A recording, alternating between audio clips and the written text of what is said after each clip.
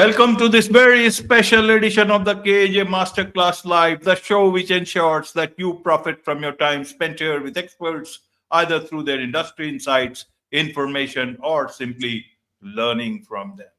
And today we have with us Mark Christensen, architect, musician, science fiction film writer, director turned science writer, host of the Fungus Theory podcast. And we'll learn from him about humanity, why humanity exists, how evolution drives conscious expansion, and what happens if we don't reach our next stage, and about his theory, fungus theory. Welcome to the show, Mark. Thank you for having me here. You are welcome. Welcome to the show. Welcome to Yes. India in this online form, Mark. And I'm sure not just in India, but a lot of people across the globe will benefit from what we are going to talk right now. We'll talk about, as we said, we'll talk about why humanity exists and where we are going. All we'll talk in this backdrop. But before that, let's talk a bit about your background, your journey, your story, so that people know who they are listening to. Well, I started out very young as a songwriter and pushed a rock and roll band for 15 years and then gave up on that, kind of. I'm still recording, but moved to Hollywood to become a film director.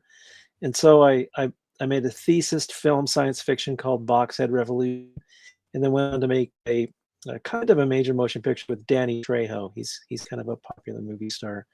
And after that, ventured into another science fiction called Smoothies. Now, Smoothies is predicting the future. That's what sci-fi likes to do by using current technology, prediction of the future. So in trying to analyze this and do it right, I ended up stumbling on some science reality. And the idea was that everything was behaving like a fungus, whether it was communication, traffic, biology, anything on the lawn was behaving like a fungus. So I started to do some research, and 8 years later, I've come up with quite a bit of evidence and historical events that are really starting to draw this picture to a reality. So here I am talking about it. Absolutely. So, for a common person, how should they understand why do you have to get into all this, Mark? You could be, very sitting pretty in your own life and not think about humanity. Think about yourself. You have a good life, and you lead a good life, and you don't have to worry about, like so many other people who are busy in their life. Why do you have to think about humanity, where we are, why we are here, where we want to go? Why am I spending my time in this area? Well, I don't think that's so much my choice. And any place in life, yes, there is free will, and you have a choice between A and B, but you don't have a choice between the entire alphabet. I think you have an A and B choice as a person, and that's your place in life, and you have to accept that and become that. And so I was very willing at a young age to realize that I had an acute attention to detail and the questions of why. And what struck me really critically when I was 9 years old watching fireworks, that they appeared as small galaxies or solar systems. They just would appear for a few seconds and then vanished. And when I learned that our own solar system will destroy itself, I just went into I went into what's this all about? Kind of mode, and it just, every time I just witnessed something or experienced something in life, I kind of applied that theory to whatever I was experiencing and tried to find an answer.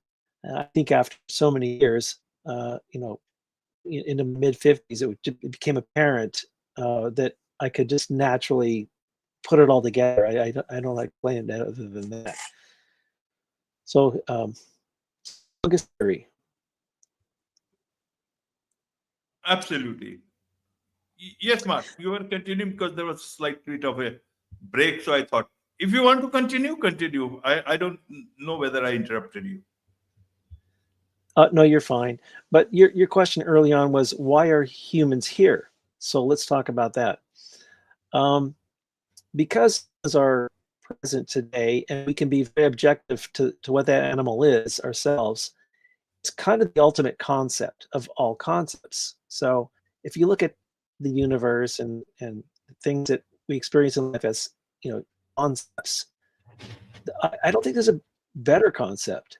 then evolving something that can become bipedal and objective about its own place in the universe. It's really kind of it's a grand concept and wonderful to be a part of if you can look at it that way. And it would help you value your life as you go through life, no matter what occurs in your life.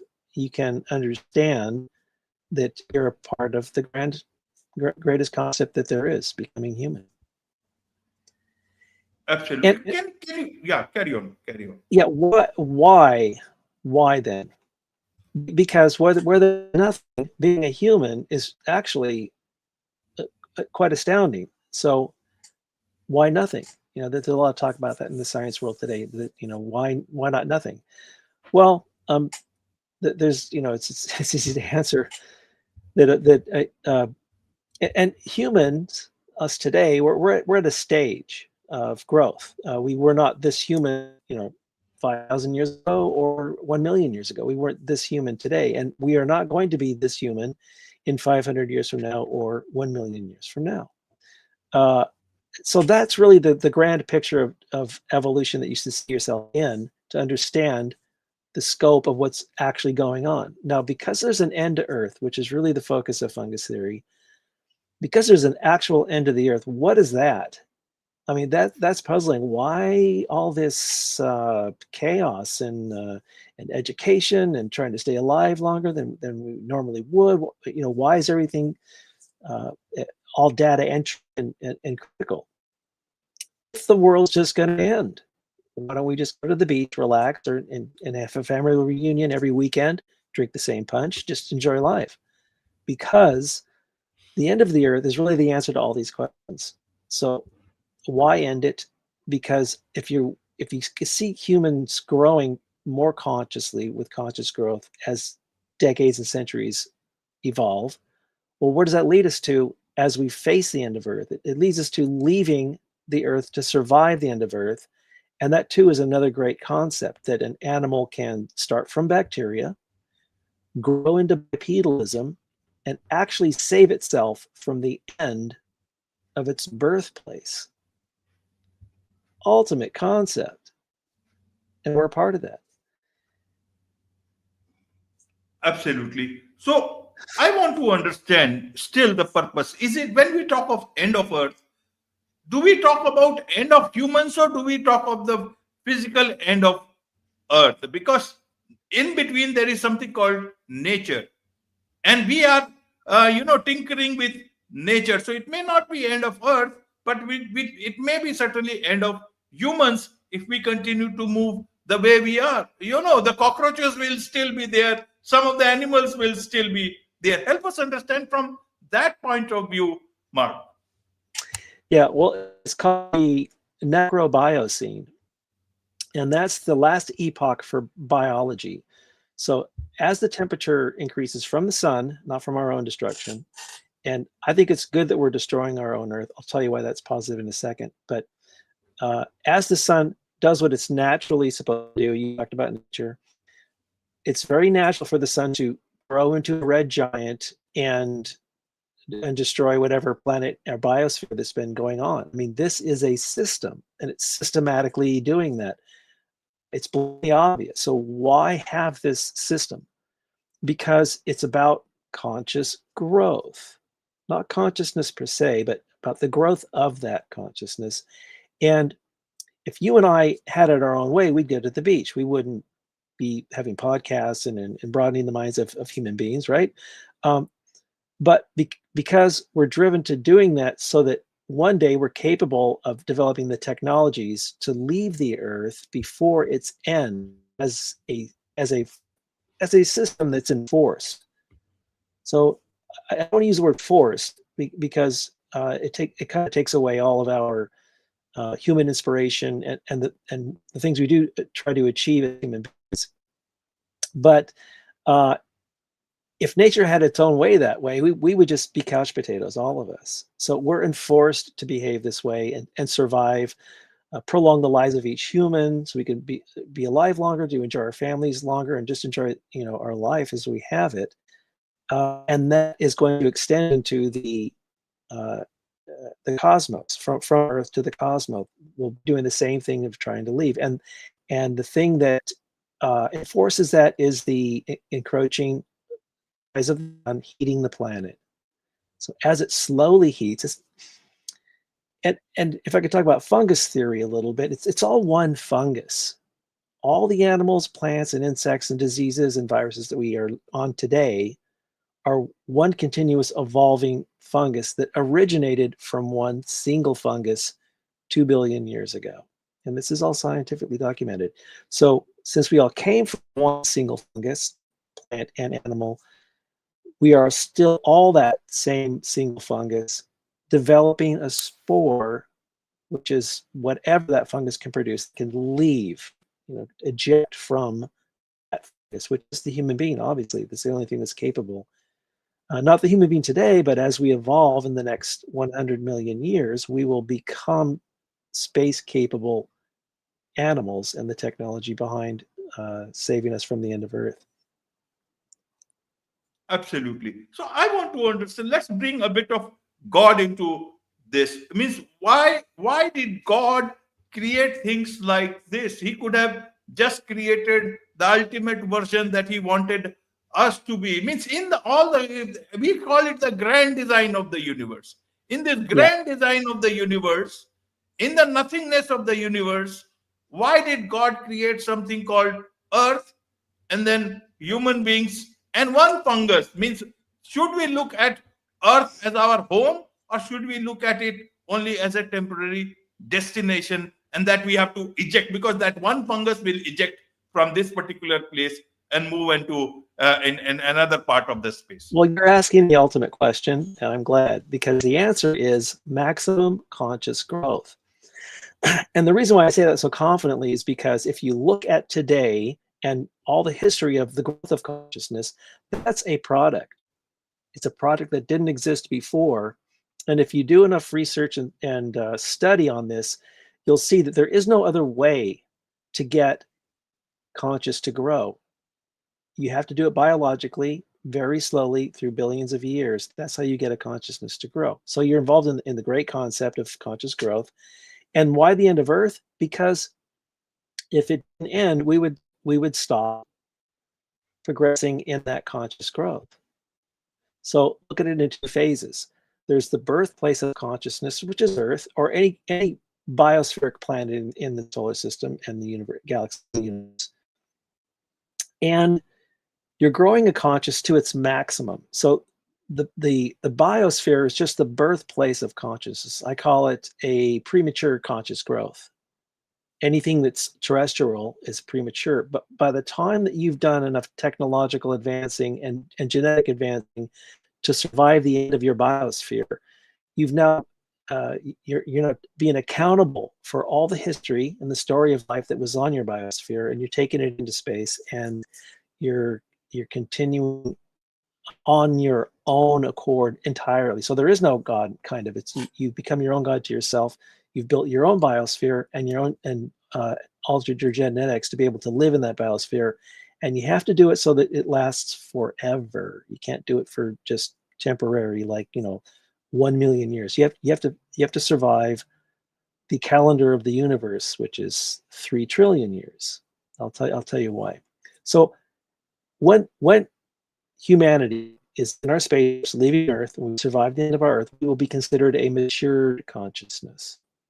So as long as we're here on Earth, we're premature as a conscious growth. And in the end, to finish your question, why? Because it's too innocent of a growth. It's not grown to its maximum. You have to get off the planet and survive all these other things. I don't know what they will be, but there'll be plenty of things to survive when we're in space. Now, light only lasts for 3 trillion years. It's just an estimate, but let's just say it's 3 trillion years. So the beginning of light was 13.8 billion years ago, and it's going to last for 3 trillion years. So we have 3 trillion years of space living to do, growing consciously, more consciously, until the end of light. And I like to kind of wrap it up by saying that when all the light is gone, there's no more stars to look at. Whether you're on a planet or in your spaceship, there's no more light. What is there to do? So if that's the end of the universe, then I call this the unigalactic conscious harvest. Because we're a growth product, like any apple tree, or producing something in the end, right? Conscious growth is also producing something in the end. And if you look at the resistance, it's strangely pointing towards that as a reality, that we're being grown for whatever maximum is. Absolutely. So, how much time do we have with us? The Earth may have time, but do we have much time? Because there are more chances that we will destroy ourselves on this very Earth rather than coming to the point of, even someone called, Elon Musk, he was supposed to take us to Mars, but he seems to have become busy, a bit more busy in the, on the ground itself. So, where is the savior? Where do we look at that? That is why I asked how much time we have. Good. You're asking all the right questions. So Elon is just the next step in all the technological phases necessary to be able to leave the planet at the end. And I call it the tin can man. So time is your question. And backed by Elon, it's about 300 million years before the equator starts to boil the water. It's called a dead zone. And there was a dead zone 300 million years ago. Before the dinosaurs, there was a dead zone where on the equator, all of the water is starting to boil. When it starts to boil, it goes into the atmosphere and it forms vapor, and we will slowly become a planet like Venus. And once that greenhouse happens, the Earth becomes soft, if not 200, 300 degrees, whole Earth. So that begins in about 300 million years. So we will be long gone before then, if we have that thermo time window. If one of the other interventions come to intervene with that time window, then it's going to speed things up, like another comet, which we just witnessed from 3I, just went through the atmosphere. Plenty of those coming. We're not through with mass extinctions. It's not a clean slate from here on out. Just because you and I are very conscious and we can be observant with history and science, doesn't mean that it's all over, cosmically or biologically. There's more pandemics to come. And there's, like you said, self-annihilation. So it's funny how we do have a temperature time window, 300 million years, but really any one of those other ones can intervene and threaten us early. And I think it's important that those threats come, because that's the only motivation for the prep of actually leaving one day, leaving with the story of all that was. So kind of all about story. Absolutely. Living with the story that all was. But is that what we are supposed to do? Where is it that we want to go? Where is it? What is our destination finally? Is it survival, just our destination? Survival of the fungus that happened long back, and then it will move out into intergalactic space? Is that, or there is a certain kind of destination that we were destined to? That's why we were created like that. Well, the answer is always the same. It's about the product that's being made, that you and I actually are. And I just want to test you on this. Do you know what the product is? I don't know. The product is, as of now, the evolution will decide that, and how we want to evolve, that we will have to see. It's about maximum conscious growth. So you and I and early history of human growth has grown to the consciousness that we have today. So you and I are only about 10% of our actual authentic self. 90%, 60% came from history, and 30% came from adapting to the life that you and I are born in. And so that leaves only 10% for you, our authenticity. But that's going to happen forever. So we're a part of this supercluster that's growing more consciously.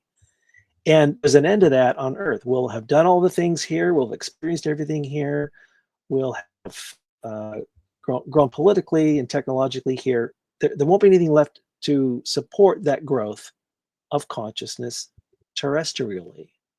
So leaving makes perfect sense, and venturing off into a more purposeful area called, outer space. I don't know what that is, but if you aliens, I think they've been here before, and I think they're here now. And they are survivors of their dead and gone planet. And they also had to be biologically forced off that planet to survive and grow consciously. And the reason why they don't really infiltrate into our psychology as a human culture is because it would really destroy us still. And you and I are open-minded people. We think we're going to walk up to an alien and shake their hand and say, "Welcome to Earth." No, we're going to have a hard time.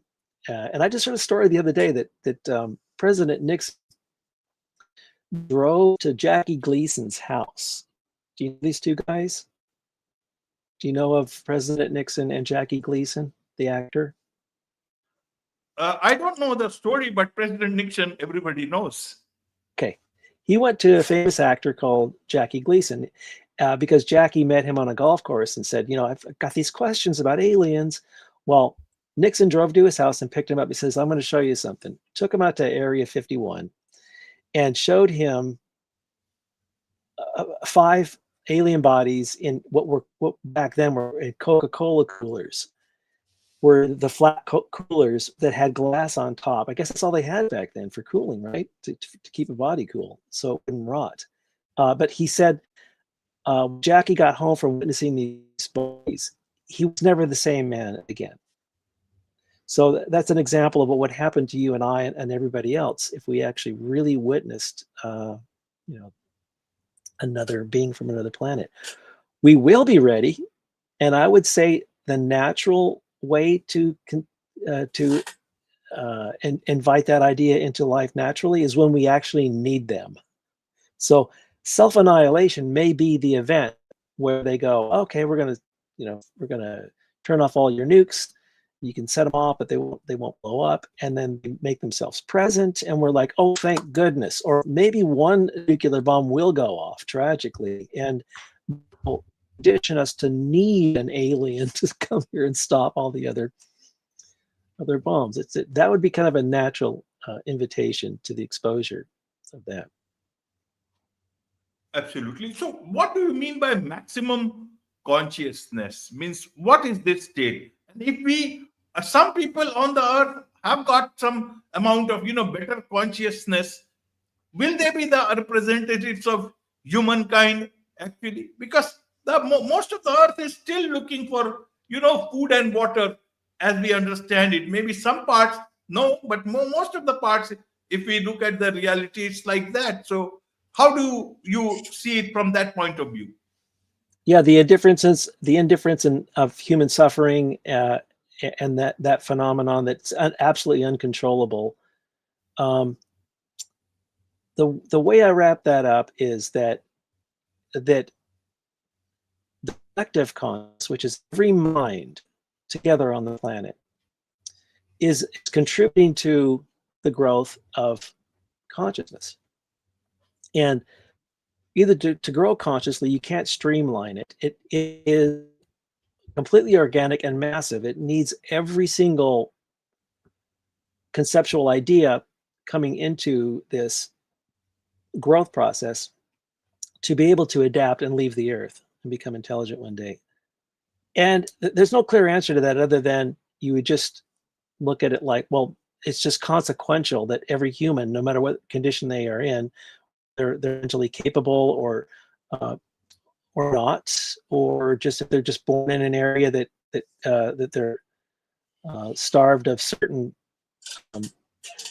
opportunities, they're still contributing to the conscious needs to grow, and the conscious growth is the entire collective conscious, which includes everybody at any particular time in life.